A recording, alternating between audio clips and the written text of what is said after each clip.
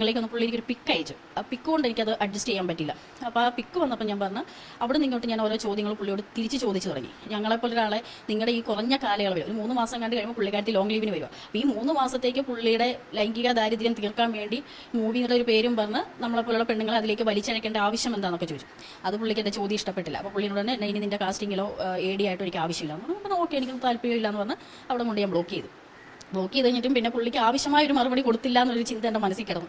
അതുകൊണ്ട് ഞാൻ പിറ്റേ ദിവസം ബ്ലോക്ക് മാറ്റിയിട്ട് പുള്ളിക്ക് ഒരു വോയിസ് മെസ്സേജ് നല്ല രീതിയിൽ അയച്ചു. അതിന് ശേഷം ഞാൻ വീണ്ടും ബ്ലോക്ക്. പിന്നെ ഇന്നുവരെ കോൺടാക്റ്റോ കാര്യങ്ങളോ ചെയ്തിട്ടില്ല.